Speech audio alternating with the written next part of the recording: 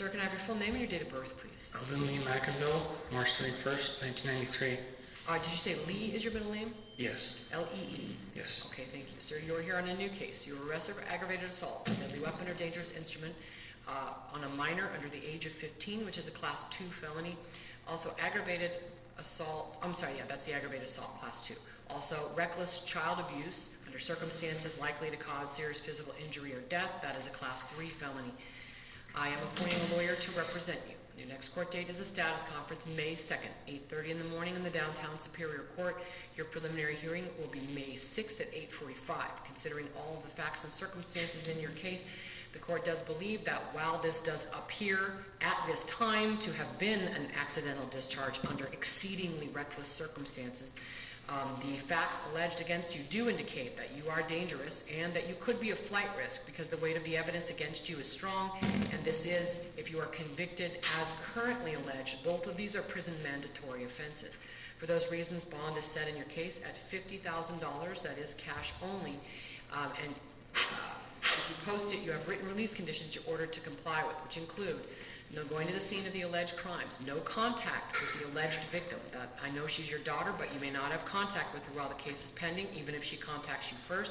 You may not possess any weapons, no drugs without a valid prescription. You must find another place to stay. Bring proof of that to your next court date. You have to obey the terms of any order of protection that is served on you. And I am going to impose electronic monitoring if you post bond, and that purpose of that is to keep you honest about staying away from the alleged victim should you be out of custody while the case is pending. Also, you may not reside or even knowingly be present at any place where firearms are located. That includes stores that sell firearms.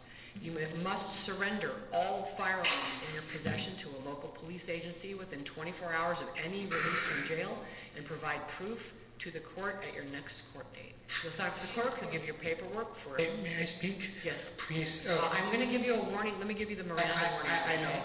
I know. I still need to give it to you, okay? You have the right to remain silent in a criminal case, and while you do have the right to speak at this hearing, if you don't want to say anything about what's being alleged against you, I'm not going to hold that against you.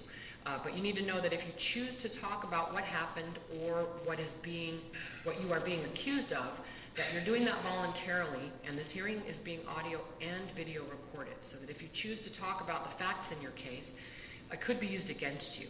And that's either now or at any later hearing that does include your trial in this case. Do you understand the warning that I just gave you? I do. Okay, what did you want to say about conditions of bail or release? Okay, my wife, you're forcing her to go out of LA. We have a home, my family, we're already penny pinching everything. I just want to help my family. That's all I want to do.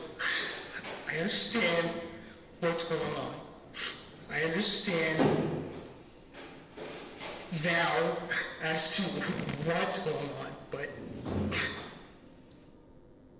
Yeah, sir. I think you need to talk to your lawyer about any motion to modify these release conditions. This court set approximately 1/5 of what I would have set if it appeared that you had done this intentionally. Intentionally would get you $250,000 cash bond at least. So I have already taken into account the idea that this may have indeed been simply reckless and not intentional. That being said, I do believe that there is ample evidence to show that you could pose a risk to people in the community and that you could be a flight risk on these prison mandatory offenses. So talk to your lawyer about any motion to modify your release conditions. ma'am, if there's any way, please, my wife needs my help. There is not at this time, sir. Talk to your lawyer, okay? Sign for the clerk. I'll give you a copy of your paperwork. When can I talk to my lawyer? At or before your next court hearing. On a case like this, you may well meet your lawyer before your next court hearing. We're going to give you contact information for the public defender's office. If not, that would be the latest that you meet your lawyer.